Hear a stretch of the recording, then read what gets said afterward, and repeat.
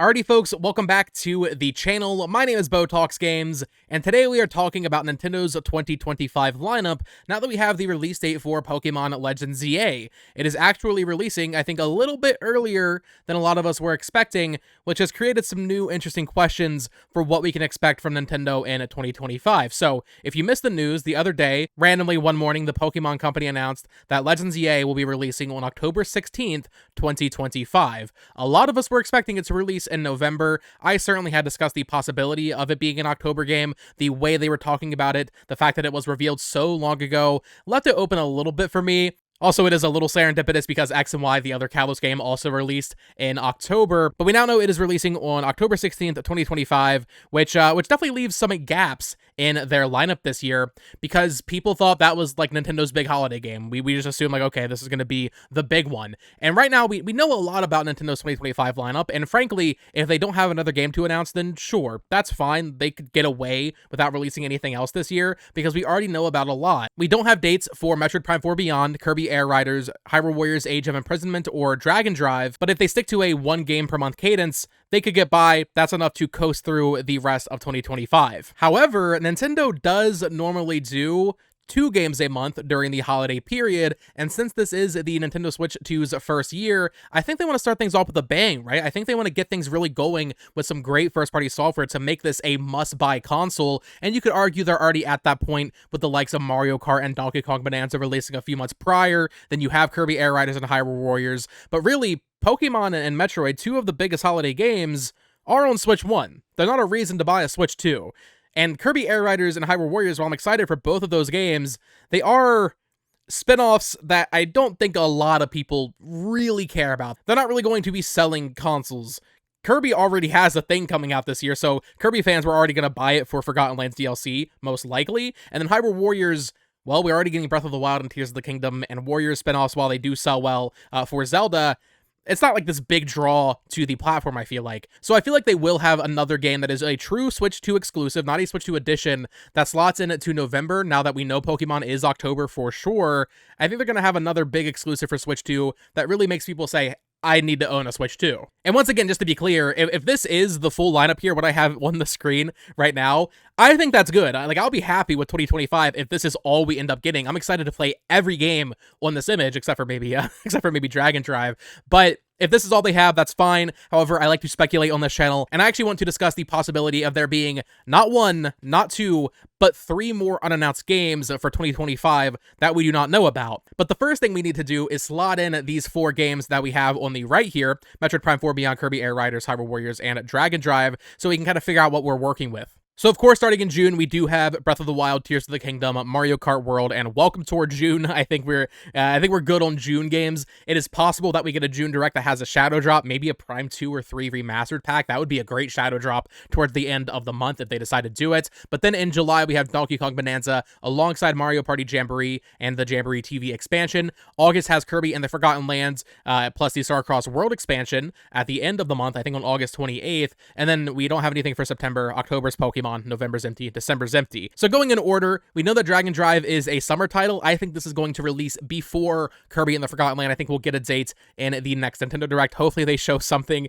that makes it a little bit more exciting, something that makes it feel a little bit more substantial. But this is an eShop only game. We know that through the Ask the Developer interviews, so it's not a big deal. But I do think August, they could maybe put it around here somewhere in June or July, depending on when the Direct is, depending on how fast they want to get it out. Donkey Kong is in the second half of July, but so is Mario Party. So if they wanted to slot it into the first half of July, they honestly could. But since Kirby is alone in August, we're going to slot it in there. September is when things get a lot more exciting, though, because I do think we will see Metroid Prime 4 Beyond's release in this time frame.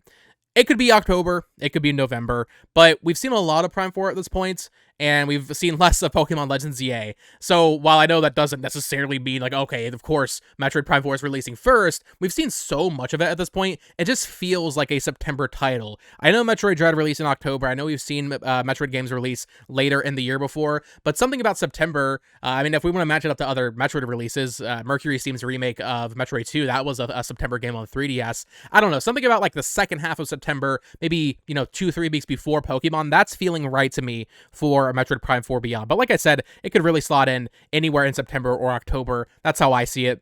Then we have Hyrule Warriors Age of Imprisonment. This one's interesting because Koei Tecmo has said winter, and then they were talking about like winter 2025. Some people were thinking and speculating it might be an early 2026 game because that is winter. But no, they said winter 2025, so it is releasing this year. Now, a lot of the time when game publishers say something is releasing in winter, winter doesn't technically start until the second half of December, right around Christmas. It's like December 21st or whatever. I don't think it's going to release that late. I think it will release much sooner, and I actually think we will see this release in November. I think when they say winter, they're just saying like that's the holiday period. I don't know why they didn't say holiday.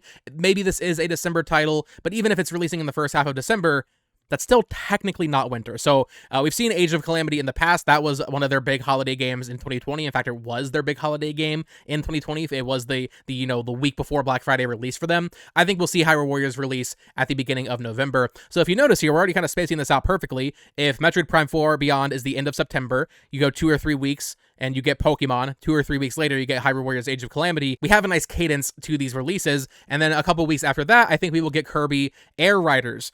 This could come out a little bit sooner, however, just because we have the Forgotten Land DLC plus Switch 2 edition in August, it's already a little weird they're doing 2 different Kirby things so close to each other. I think you want to distance these from each other as much as possible. So late August for Forgotten Land, and then early December as the final Switch 2 release of 2025. But like I said, I think there is a good chance that we get 3 more games in this lineup. The first of which will be a Nintendo Switch 1 game. I think we need another Switch 1 game for the audience that can't move over to Switch 2 just yet. We will get another Switch 1 game. I think we will definitely be seeing another Nintendo Switch 2 edition of a pre-existing Switch 1 game this holiday. And then finally, I think there is a good chance we see another major Switch 2 exclusive, something that can only be played on the Nintendo Switch 2 in November. So first things first, and I think this is fairly obvious if you've been really paying attention, Yoshi's Woolly World, this is happening. We pretty much know it's happening because of the Nintendo Direct back in April, where they showed the backwards compatible games for Switch 1 that you can play on Switch 2, and they showed a piece of key art for Yoshi's Woolly World that we had not seen before. It was a new mashup of the original Wii U box art and the 3DS box art for the 3DS version.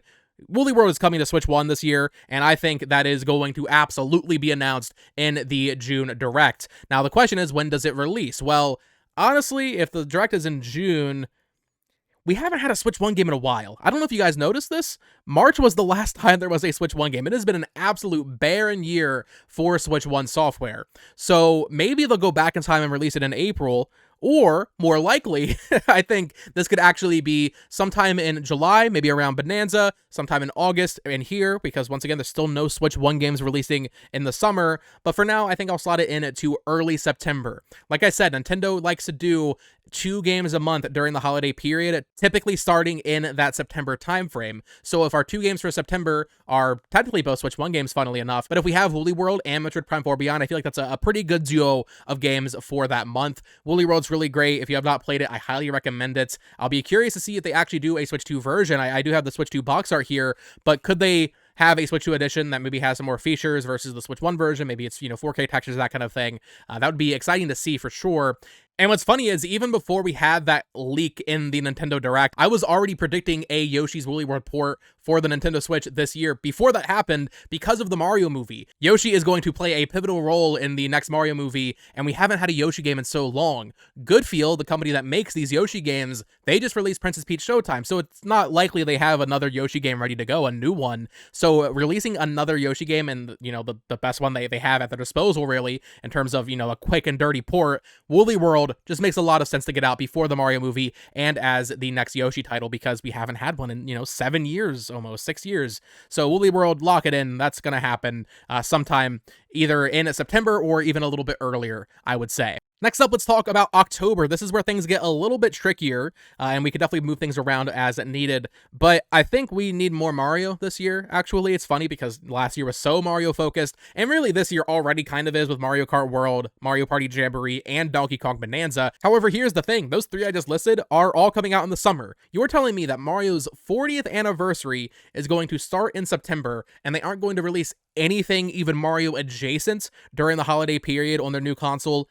I don't buy that. There has to be something. I know a lot of people are predicting Luigi's Mansion 4 or even 3D Mario. We will talk about those two in just a second. However, I think what is maybe the easier option, the easier thing to predict really, is a Nintendo Switch 2 edition. And as soon as they revealed the Nintendo Switch 2 edition branding, I immediately jumped on this one as one that I think will happen, and that is Super Mario Bros. Wonder. Now, I only have the one boxer here. However, I do think there's another option, and I think that other option is Mario Maker 2 Switch 2 edition.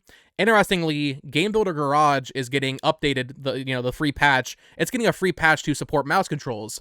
Mario Maker 2 isn't.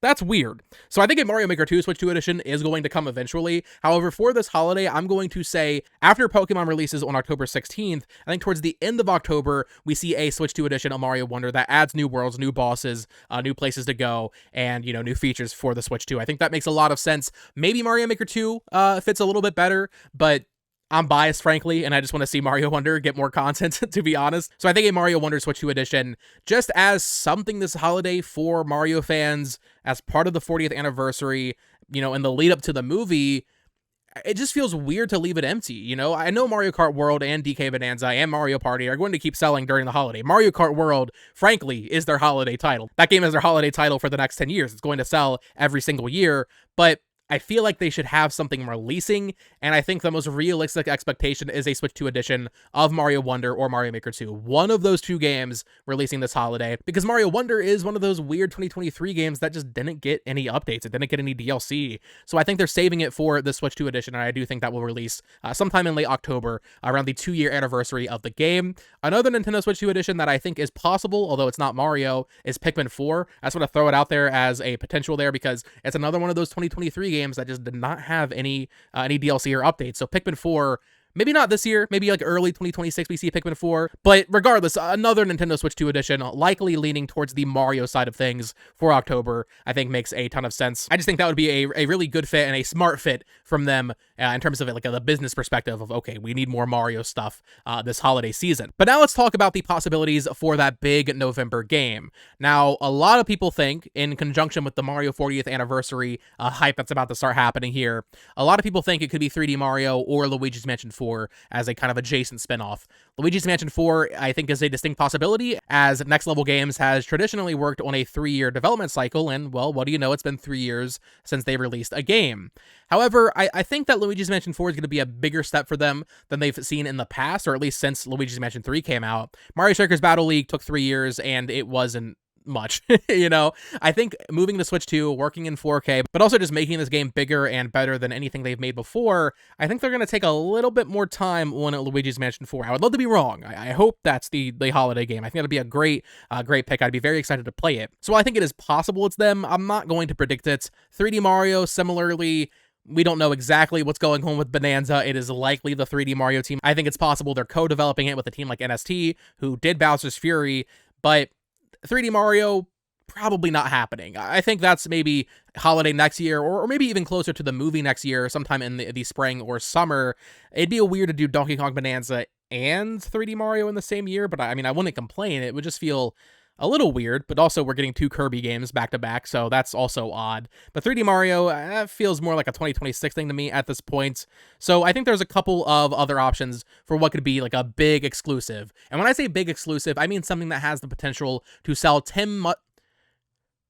And when I say a big holiday exclusive, I'm talking about something that is capable of selling tens of millions of units, at least 10 million plus, but maybe even break out beyond that. So we discussed 3D Mario, Luigi's Mansion 4. I think there's actually 4 other possibilities for what this could be, to different varying degrees of excitement level, at least for me personally. So I would say 2 core games and then 2 more casual things could fit this. And we'll start with the casual games. Switch Sports was a huge success.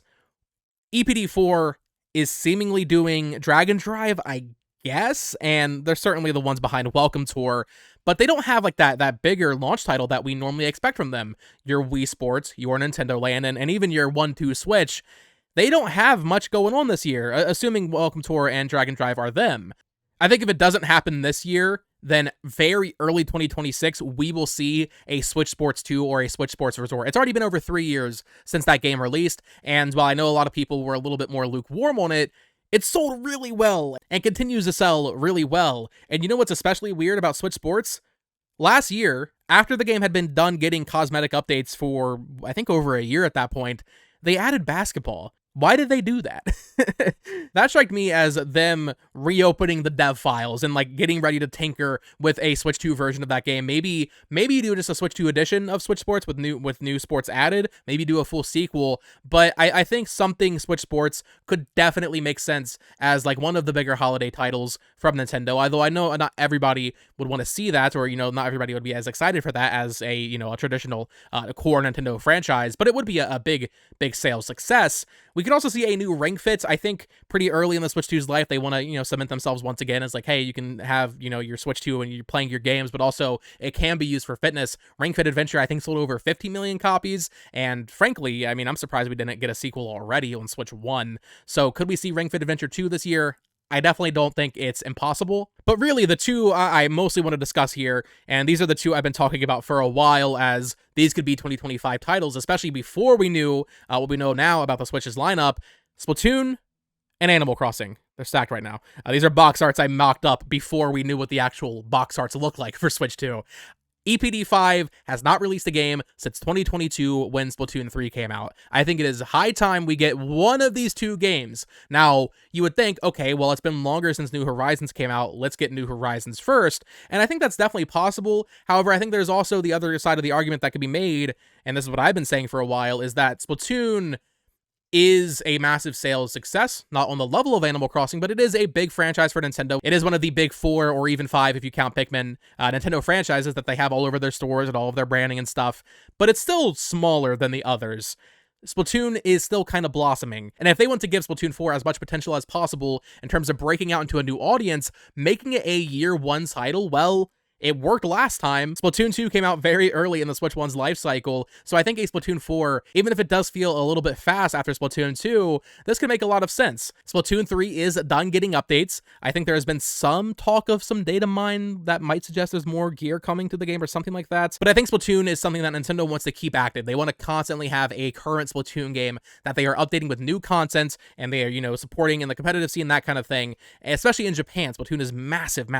This would be an absolute system seller in Japan, and would give the Switch 2's lineup this year something that I think it needs, and that is just another type of multiplayer game. Now, you might think I'm crazy saying that because we already have Mario Kart World, we have Mario Party Jamboree, even Woolly World, you can argue, is multiplayer in Kirby and the Forgotten Land, and Kirby Air Riders. However, the only game in this lineup that actually has a competitive scene that Nintendo or Pokemon Company in this case actually acknowledges is Pokemon. And Pokemon, well, that's a Legends game, which doesn't really have an online focus. So really, you're kind of just left with Mario Kart World, that Nintendo doesn't really even acknowledge the online in that game. We have Knockout Tour, that's fun. But we're missing like a competitive Nintendo Switch online game.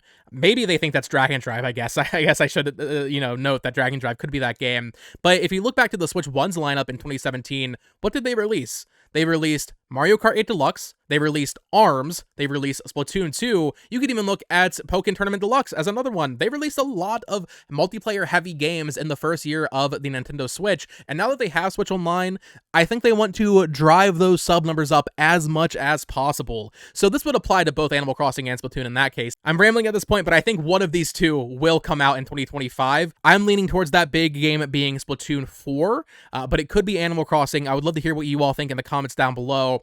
Animal Crossing is very interesting because, well, we're expecting Tomodachi Life Living the Dream to release early 2026.